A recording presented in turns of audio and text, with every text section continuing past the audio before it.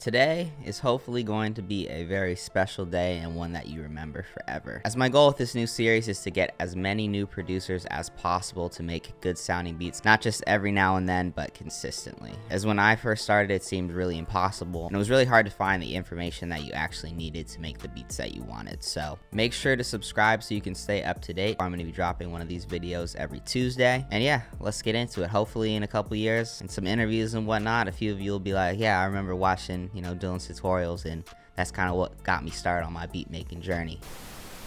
So when you open up FL Studios, you might just have a bunch of other things here. I usually just like to clear it and just have the sampler right here. This is basically where we're going to put our sounds in VSTs. A VST example would be that everyone will have is something like FL Keys. This is just like a virtual instrument, so it makes piano sounds right here. We have what's called the piano roll. So if you just right click any of the things you have on here, so in this case the sampler, and then just select piano roll, or you can also just press P. And this is where all of our notes are going to be added for our instruments, as well as this is an area to kind of edit your drums in a bit more of a detailed way. Right here is what it's called the patterns, so you can play with a bunch of different patterns, make different edits to each. We'll get into that a little bit more later though. Here we have the BPM, which is just the pace of your beats. You just click right up here. We have the mixer. This is where we're gonna put each of our sounds and add effects to them or turn the volume down, etc. This is the master, so effects that we put on this master channel will affect everything else right here. This is the playlist, and this is where you're actually gonna go and arrange your beat. And these are kind of the main areas you're gonna be playing with within FL Studios. Now to get started here today, we're actually going to be using a sample. In the next episode, I'll get into actually showing you how to create these. And you can also find a bunch of different videos on my channel which show you how to do this as well. For the sake of showing you guys how to use FL Studios, as well as just how to quickly build a beat, I think this will be the most helpful, especially when you're first starting out, as it's gonna take a bit of time to actually get comfortable and actually create stuff that sounds pretty good. So I'm just gonna pull in a sample from my sample pack, Acid. And this is a really good sample pack, especially for beginners. All you have to do to use it is match the BPM right here, the BPM that's over here. So whatever sample you end up getting, make sure you know what the BPM is, and then you can just drag your sample in. And the great thing about my samples specifically is I've kind of already laid them out into a song.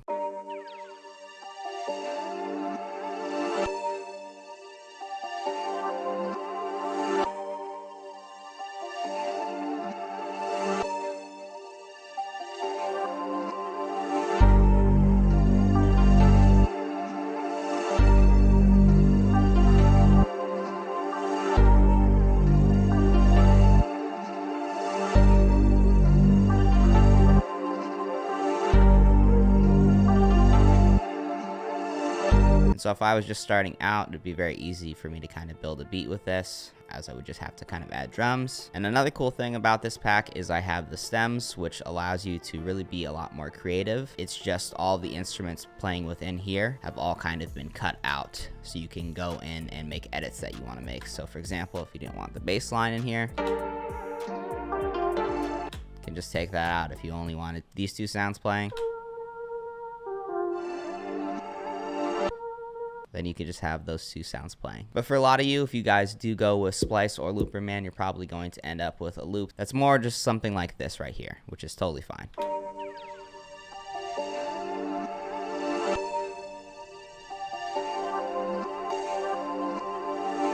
And it just repeats. Let's just work with this right now. So the first thing I like to do with my samples is I go in, put on Stretch Pro, and then I'll typically go in and play with the BPM. And you want to make sure you turn on Stretch Pro, otherwise if you change the BPM of your beat, then what's going to happen is it's going to change the key as well, and then it might just end up sounding kind of weird. So you want to leave it on Stretch Pro and then just play with the BPM. So let's hear what this sounds like at like 150.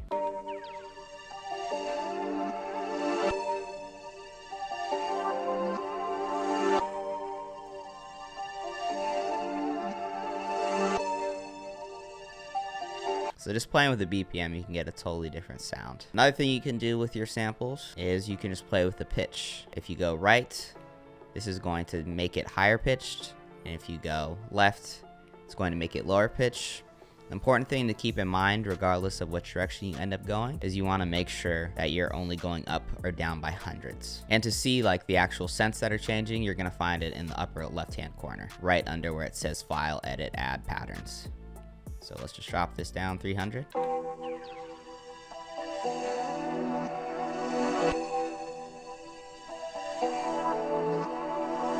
So this already sounds completely different to this original. So just play around with it and see what you like the most. All right, so let's just work with something like this. So this without the bass line.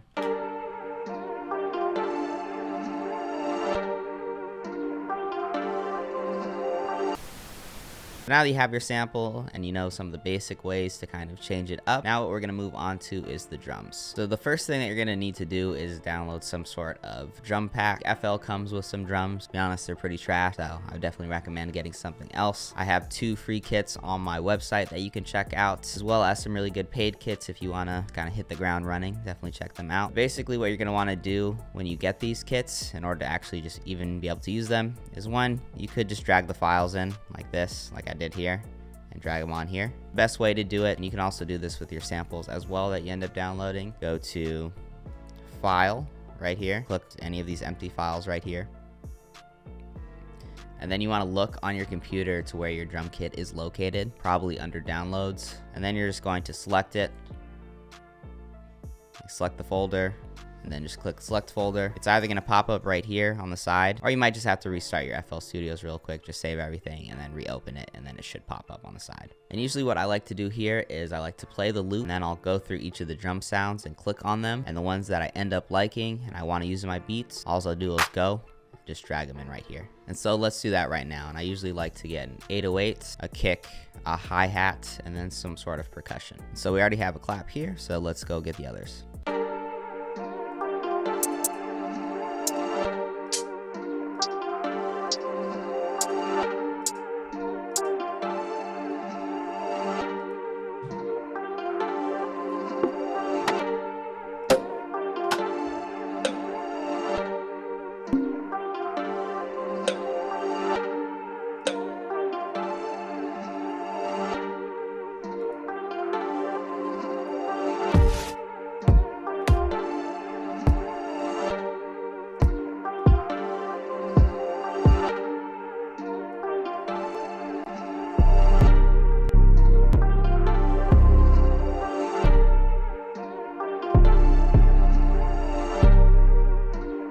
Then you're just going to want to throw your pattern on the playlist channel, like I did right here, so that we can actually hear the drums.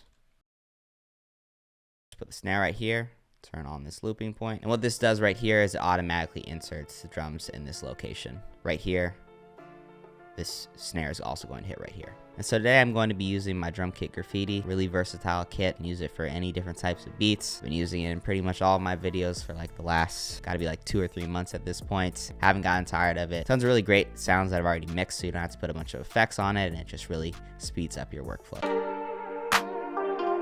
Perfect. Then what we're gonna do is go right here, left click, fill every 2 steps. I'm gonna turn this hi-hat down a little bit.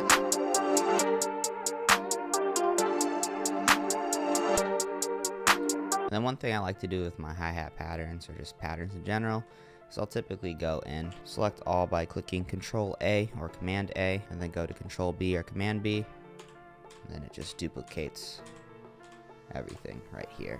And I'll go up to this 9th bar right here. And what this allows you to do is, when we just had the looping points on, I could basically only make edits to this little section right here, and then it would affect everything, so everything would be duplicated and exactly the same right here. But what this allows me to do is it allows me to be a little bit more creative. So let's say I go here, click 1/4 a beat, and I can just add another little hi-hat roll here, and it won't be added in this section. Now we're just going to add some other drums, add a perk next, and some good spots for your perks right here. Basically on every third, I would just kind of play around, but this will pretty much always sound pretty good. So I'm just gonna put it right there.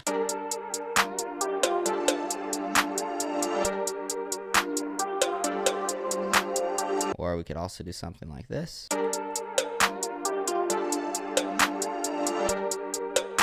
And you can also go in and use the open hat if you wanted instead.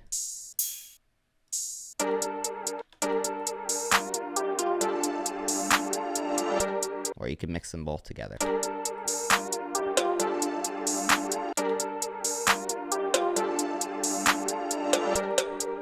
But I'm just gonna keep it simple here, like this.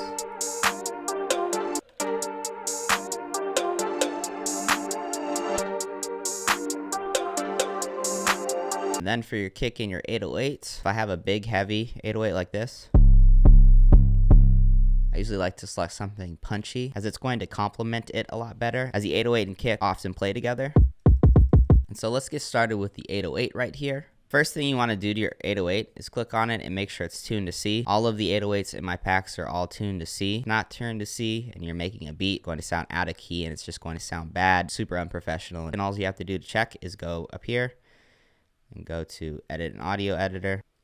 Then go to Regions right here. Detect Pitch Regions. And it'll tell you what letter it is. So this is tuned to C. The event it was tuned to a different letter, say B, go on here. So click that wrench tool. And all you need to do is either turn it to this B right here. If it was too low, then you would just go up to this B right here.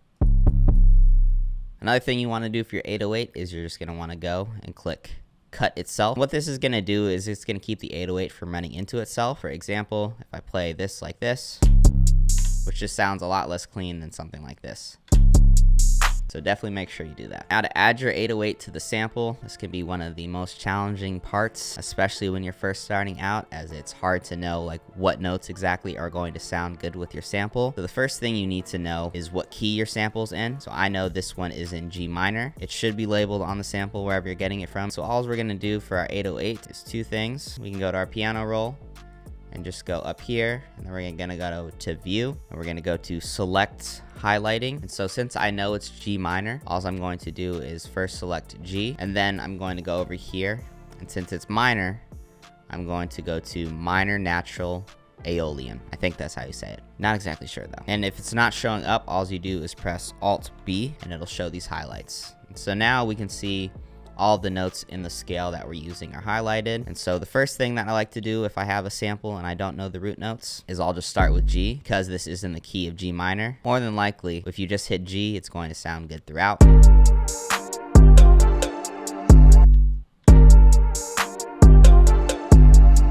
also one other quick thing to note, if I'm using these looping channels, I always do loop all channels, because then you can turn off certain channels and make sure that they're not looping. So if you hear like maybe your hi-hats all of a sudden at the end sound like there's tons of different hi-hats going, I would just turn off this looping point and then check in here. Just make sure everything's fine. So right here, I'm going to turn this off because I want to mess with the entire like piano grid right here. Now the cool thing about this pack though is, because I know that this is such a challenge to find like these root notes and whatnot, have the MIDI for each of the bass lines that I've added. So all you have to do is go in, and this sample is called Revolver. So all I have to do is just drag this in right here, and oh, I know it's just G. So this one, I only ended up using G as a root note, where in others, this other sample right here, for example, Lift Off, I ended up using a bunch of different notes, but you don't have to guess and try to figure out what they are. And the packet just tells you what notes I used. So that means for this right here, all I'm going to do is go to G. And this is actually what I would do if you don't have a sample pack that shows you, which I don't know any of them that do other than mine. Then what you can do is just go in, and since you know it's G minor, is I usually like to start with whatever note it is. So I know it's G minor, and so I know G is going to sound good. So I'm just going to start filling it up right here.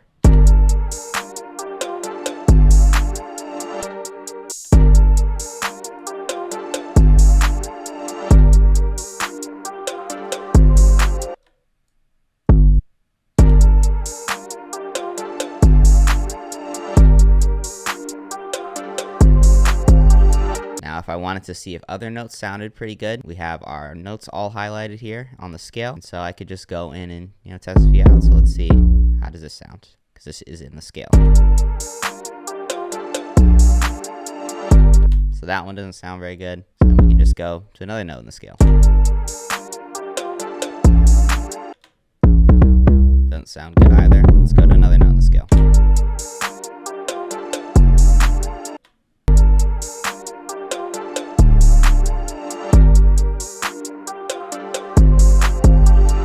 So I think that sounds okay, but I think it sounds better when everything's on G, like the MIDI that I laid out earlier.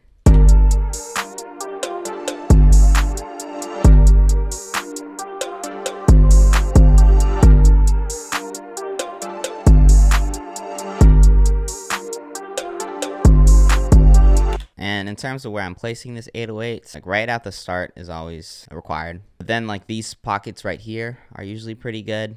So like right after this first part plays, like right over here is a pretty good spot. Once these first 2 bars are done, it kind of resets and you can kind of just copy it over. Do it again. And then at the end, I always like to add a little bit of a change up as it kind of resets each of the loop and keeps it from getting boring. And so right here, that's what I ended up doing, where I just have this note kind of cut in half and doubling up, and then maybe over here I'll add another one just so it kind of resolves the loop.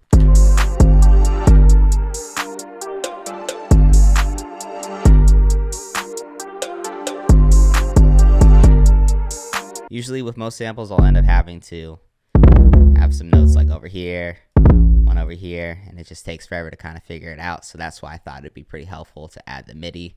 In this case, for this sample, very easy to figure out. Most samples are not, so just keep that in mind if you're making your beat and you just put it on one note and it still doesn't sound that good, then that might be the issue, that it's just not on the right note for that part. Really just gonna have to kind of go through and just figure it out. Now for our kick, all I usually do is copy over the 808. All you do is Control C or Command C, and then you just go in and just do Control V. That's a really quick way to copy and paste it over. Then you're gonna wanna move this down to C, and all I'm doing for that is I'm pressing Shift and then just pressing these arrows to drop it down. And the reason we dropped it down to C is because if it was up at G, it would sound a lot more high pitched versus. What I usually like to do for my kick is I'll either have it playing on all the exact same spots, or to kind of create more bounce is I'll take it out in certain spots.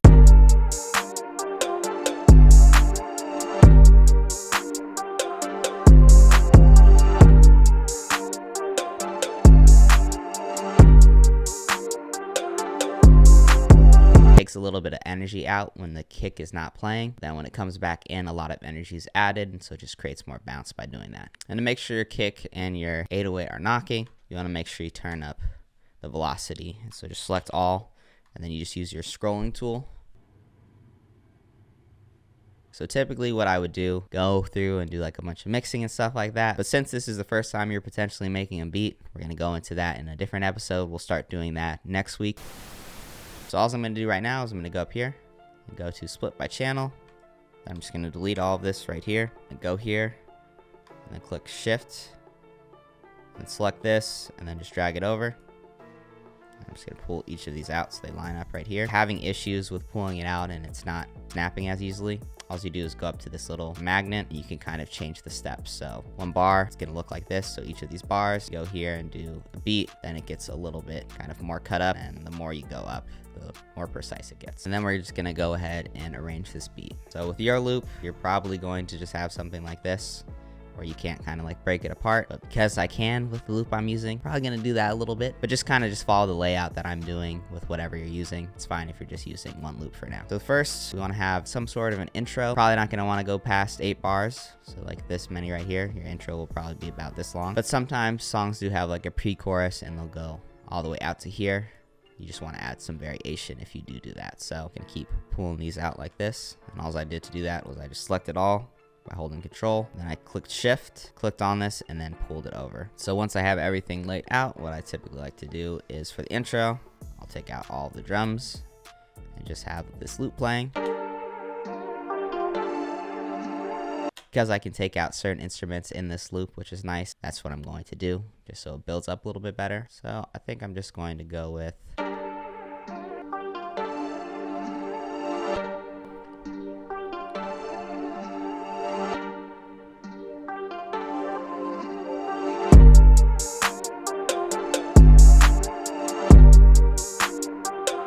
and typically I won't have all of my drums playing at once. So one way to kind of make your chorus a little bit more interesting when you're first starting out, just have the kick come in on the second half maybe. And then I'm also only going to have this open hat playing for the first part, because you don't want everything to be exactly the same. You don't want your chorus, both parts, to be exactly the same. You always want it to start off a little bit smaller and then build into something bigger, or vice versa, start out really big and then things get taken away as it progresses. So I'm just gonna do that right here. And then we're gonna go into the verse. And for the verse, I'll typically take all of the drums out except maybe leave the clap for the beginning part. And I'm also gonna take some of these instruments out right here. And it's kind of up to your preference on what you want to remove. Then for the other part of your verse, you want to slowly kind of build things back up, as this is kind of going to build up into the chorus again when it comes back around. And so what I'll do there typically is still not have most of the drums playing. Maybe take out that kick right here and just have the 808 playing. I'll have these instruments pulled out. I have most of the instruments playing. Pretty much all of the drums will be playing right here, but we'll have a